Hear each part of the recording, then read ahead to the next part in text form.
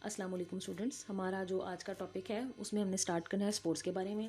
मुख्तलिफ बैक्टीरिया मुख्तलिफ वक्तों में जो है वो दो तरह के स्पोर्ट्स पैदा करते हैं। अगर तो ये बाहर की तरफ अपने सेल बॉडी की बाहर की तरफ जो है वो एक छोटी सी राउंडेड बॉडी की शक्ल में स्पोर पैदा करे तो हम उसे एक्जोस्पोर कहते हैं। एक्जो का मतलब है बाहर, और अगर ये सेल के अंदर ही एक तरफ करके एक छोटी सी राउंडेड एग्रीगेशन या बॉडी पैदा करते हैं तो इसे हम कहते हैं एंडोस्पोर।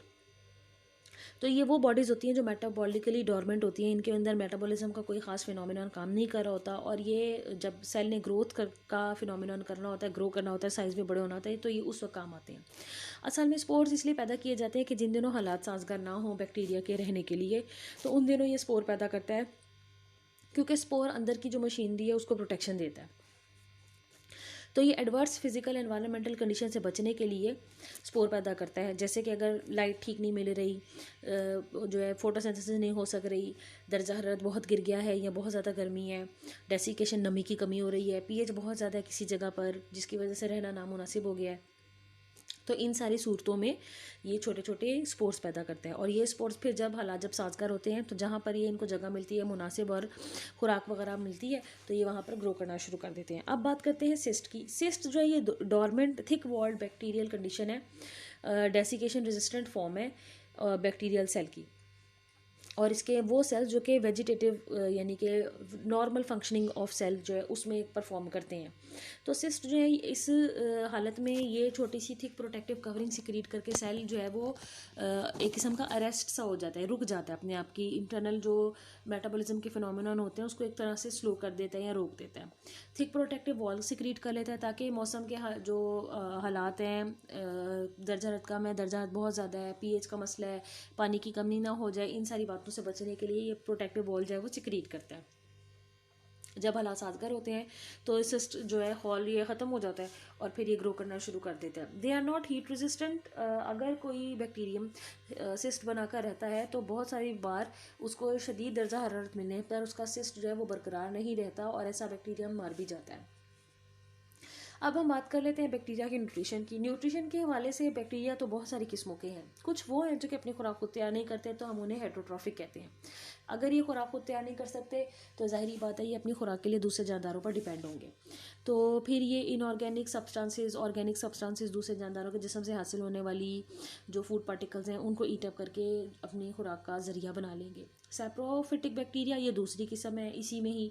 तो ये डेड ऑर्गेनिक मैटर को खाना पसंद करते हैं। सॉइल में आपको पता है क्योंकि बहुत सारे फिनोमिनन हो रहे होते हैं, डिकम्पोजिशन हो रही होती है, क्योंकि डेड बॉडीज़ जो हैं वो सॉइल का ही हिस्सा बन जाती हैं। जानवरों की, जानदारों की जो मिट्टी में रहते हैं, वैसे भी जो लिविंग ऑर्गेनिजम्स हैं उनकी पत्ते गले सड़े उनके हिस्से जो कि डिकम्पोज हो रहे होते हैं, तो ये मिट्टी में रहना पसंद करते हैं।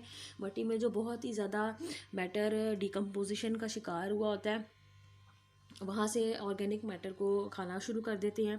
और ह्यूमस में ये पाए जाते हैं। ह्यूमस जो है वो मिट्टी का वो काला गहरा हिस्सा होता है जिसमें डिकेइंग बॉडीज़, डेड बॉडीज़ की जो ऑर्गेनिक मटेरियल्स होते हैं वो बहुत ज़्यादा इकट्ठे हो गए थे due to the massive decomposition.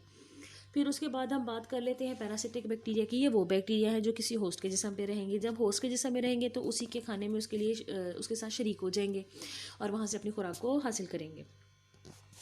फिर बात कर लेते हैं उन बैक्टीरिया की जो कि ऑटोट्रॉफिक के नेचर है। ऑटो का मतलब है खुद, ट्रॉफिक का मतलब है जो हम खुराक के लिए वर्ड यूज़ कर रहे हैं।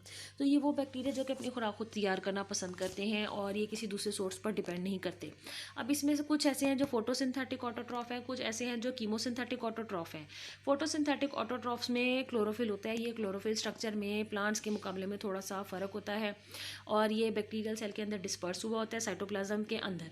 तो फोटोसिंथेसिस के अमल के नतीजे में ऑटोट्रॉफिक बैक्टीरिया जो है ये हाइड्रोजन सल्फाइड H2S जो गैस है उसको इस्तेमाल करते हैं पानी के बजाय, और ये जो गैस है ये इनको हाइड्रोजन सोर्स प्रोवाइड करती है और फिर ये अपना जो खुराक है उसको तैयार करते हैं।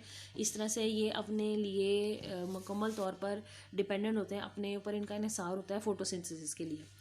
कीमोसिंथेटिक बैक्टीरिया ये ऑक्सीडाइज करते हैं इनऑर्गेनिक कंपाउंड्स को, जैसे कि ammonia, nitrate, nitrite, sulphur, ferrous, उसके साथ ऑक्सीजन की मिक्सिंग करते हैं, उसको दूसरे कंपाउंड्स में तोड़ते हैं, तो फिर जो एनर्जी रिलीज़ होती है उसको ये इस्तेमाल करते हैं अपने मेटाबॉलिक रिएक्शंस को मुकम्मल करने के लिए। अब एक ही क्वेश्चन है जिसमें कि फोटोसिंथेसिस दिखाई गई है बैक्टीरिया की, तो अगर आपको पेपर में 2 नंबर का सवाल आ जाए कि write down the equation of photosynthesis in bacteria, तो आपने ये लिखनी है। कार्बन डाइऑक्साइड का एक मॉलिक्यूल है, हाइड्रोजन सल्फाइड के 2 मॉलिक्यूल है, लाइट और क्लोरोफिल की प्रेजेंस है, तो जनाब एक कार्बोहाइड्रेट बनी है CH2O, ये इसका जनरल फार्मूला है, और बाहर की तरफ है एन कोई भी नंबर हो सकता है, जिससे हम इसकी तादाद एटमों की जो है वो फ़र्क कर देंगे। एक पानी का मॉलिक्यूल रिलीज होता है और सल्फर के 2 मॉलिक्यूल रिलीज होते हैं। रेस्पिरेशन की बात करें तो बैक्टीरिया अगेन जो है काफ़ी सारी इनकी किस्में हैं। बेसिक जो 2 हैं, एरोबिक और नॉन एरोबिक। एरोबिक बैक्टीरिया वो बैक्टीरिया है जो कि मॉलिक्यूलर ऑक्सीजन को इस्तेमाल करते हैं अपने सांस लेने के लिए, और वो बैक्टीरिया जिनको अपनी एनर्जी बनाने के लिए, रेस्पायर करने के लिए मॉलिक्यूलर ऑक्सीजन की ज़रूरत नहीं होती, उनको हम कहते हैं एनएरोबिक। इसके अलावा जो 2 अगली किस्में हैं वो है facultative and micro aerophilic. Facultative bacteria वो बैक्टीरिया हैं जो कभी तो ऑक्सीजन की प्रेजेंस में गुजारा कर लेंगे और कभी उसकी एब्सेंस में भी रह लेंगे, और कुछ बैक्टीरिया जो है उनको ऑक्सीजन बहुत ही कम कंसंट्रेशन में जो है वो चाहिए होती है रेस्पायर करने के लिए। नॉर्मल एनॉर्मस फॉर्म में जो क्वांटिटी है उसमें मॉलिक्यूलर ऑक्सीजन नहीं चाहिए होती, थोड़ी सी भी ऑक्सीजन से इनका गुजारा हो जाता है, तो इनको माइक्रो एरोफिलिक कहते हैं। तो सूडोमोनास एक ऐसा एरोबिक बैक्टीरिया में जो कि मॉलिक्यूलर ऑक्सीजन को इस्तेमाल करता है। स्पायरोकीट एनारोबिक बैक्टीरियम की किस्म है, ये मॉलिक्यूलर ऑक्सीजन को इस्तेमाल नहीं करता। ई कोलाई जो है वो कभी रह लेता है कभी नहीं रहता, तो ये जो है फैकल्टेटिव हो गया। और कैम्पाइलोबैक्टीरिया जो है, इसको कैम्पाइलोबैक्टर बोलते हैं, ये वो बैक्टीरिया की किस्म है जो कि माइक्रो एरोफिलिक है, यानी इसे जिंदा रहने के लिए, रेस्पायर करने के लिए बहुत ही कम मिकदार में ऑक्सीजन की ज़रूरत होती है। अब जैसे आम जो जानदार है वो भी ग्रोथ करते हैं, साइज़ बढ़ाते हैं, तो बैक्टीरियल सेल का साइज़ भी जो है वो ग्रोथ करके तो बड़ा हो जाता है, और ये रिप्रोड्यूस करने की सलाहियत भी रखते हैं। जो ये एसेक्सुअली रिप्रोड्यूस करते हैं उसमें एक बैक्टीरियम सेल डिवाइड करके 2 डॉटर बैक्टीरियल सेल जो है बना देता है, और अगर हालात साजगार हो, खुराक मिल रही हो, तो ऐसा ये हर 22 मिनट के अंदर कर लेंगे। अब ये देख सकते हैं आप, वो अमल जिसमें एक पेरेंट सेल डिवाइड करके 2 डॉटर सेल्स को पैदा कर दे, इसे बाइनरी फिशन कहते हैं। बाइनरी में बाई का मतलब जो है वो 2 के लिए यूज़ हो रहा है, और फिशन का मतलब है तकसीम। तो सबसे पहले इनका जो क्रोमोसोम है, हमने पढ़ा था कि एक ही इनके अंदर क्रोमोसोम होता है, वो अपनी रेप्लिकेशन बनाकर तो 2 टोटल जो है वो क्रोमोसोम पैदा कर लेता है, क्योंकि इनमें न्यूक्लियस तो होता नहीं है, और माइटोटिक अपरेटस भी नहीं बन सकता, और क्रोमोसोम की जो प्रॉपर रेगुलर शेप हमने यूकेरियोट्स में देखी थी वो भी पैदा नहीं हो सकती। तो क्रोमोसोम जो है वो अपनी 2 किस्में पैदा कर लेता है। उसके बाद सेल के अंदर पिंचिंग होती है, वो पिंचिंग जो है वो फरो की फॉर्म में जिस्म के अंदर जो इनकी सेल बॉडी उसके अंदर ग्रो करती रहती है, हत्ता कि 2 पूरे अलहदा डॉटर सेल्स बन जाते हैं, और इसको हम कहते हैं बाइनरी फिशन का अमल। अब ये जो इनकी ग्रोथ है इसको 4 फेजेस में तकसीम कर सकते हैं: lag phase, log phase, stationary phase, death phase या डिक्लाइन फेज। आपको पेपर में सवाल आ सकता है कि what are the 4 phases of bacterial growth and life cycle. तो लैग फेज़ जो है इसमें बैक्टीरिया ग्रो नहीं करता, हालात साजगार नहीं होते, लेकिन अगर हालात साजगार इसको मिल जाएँ तो ये जो सेल डिवीजन करने से पहले अपने जो इंटरनल मशीनरी है उसको ठीक करता है, उसको सही बनाता है। लॉग फेज़ ये तेज़ी से ग्रो करने की फ़ेज़ होती है, इसमें बैक्टीरिया तेज़ी से डिवाइड करता है, और हालात साजगार हो तो बड़ी खासी मिकदार में बैक्टीरियल सेल्स को पैदा कर देते हैं। स्टेशनरी फेज़ ये वो फेज़ होती है जिसमें बैक्टीरिया की उम्र पूरी हो गई होती है और ये तेज़ी से मर रहे होते हैं, और इनका जो मरने का रेट है वो बर्थ रेट या डिवीजन रेट से कहीं ज़्यादा होता है। डेथ फेज़ बैक्टीरिया यहाँ पर मरना शुरू हो जाते हैं, और यहाँ पर डेथ रेट जो है वो और ज़्यादा है रिप्रोडक्शन रेट से। स्टेशनरी फेज़ में एक वक्त आता है कि जो डेथ रेट है और जो बैक्टीरिया के पैदा होने का रेट है वो लगभग इक्विलिब्रियम में आ जाते हैं, दोनों बराबर बराबर चल रहे होते हैं, इसीलिए उसको स्टेशनरी फेज़ कहते हैं, क्योंकि ना रिप्रोडक्टिव रेट ज़्यादा होता है और ना ही डेथ रेट जो है वो ज़्यादा होता है।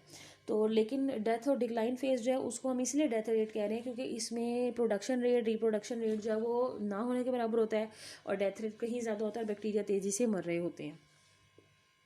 बैक्टीरिया में आम माइटोसिस जो है, मियोसिस वगैरह नहीं होती, सेक्सुअल रिप्रोडक्शन नहीं होती, इसमें मखसूस किस्म की सेक्सुअल रिप्रोडक्शन होती हैं, जिसमें से ज़्यादा इंपॉर्टेंट जो है एक तो है ट्रांसफॉर्मेशन, एक है कॉन्जुगेशन, और इसी तरह एक और है ट्रांसडक्शन। लेकिन आपकी बुक में सिर्फ कॉन्जुगेशन का जिक्र है। कॉन्जुगेशन में 2 सेल्स करीब आते हैं, दोनों आपस में प्लाज्मा मेम्ब्रेन सेल वॉल को फ्यूज़ करके इकट्ठे हो जाते हैं, थोड़ा सा साइटोप्लाज्म दोनों के दरमियान में बहता है, उसके साइटोप्लाज्म के बहने के नतीजे में ये जेनेटिक मटेरियल का एक्सचेंज कर लेते हैं, बाज़ दफ़ा ये मखसूस किस्म के पाइलाई को भी इस्तेमाल करते हैं जेनेटिक मटीरियल के एक्सचेंज के लिए, जिन्हें सेक्स पाइलाई कहते हैं।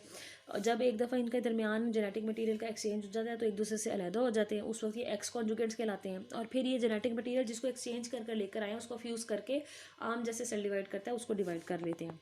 इस तरह जब जब दो जानदारों के मिलाप से दो अलग जो सोर्स हैं वहाँ से जेनेटिक मटीरियल हासिल होता है और उसका एक्सचेंज हो जाता है, तो फिर इस किस्म की रिप्रोडक्शन कहलाती है सेक्सुअल रिप्रोडक्शन।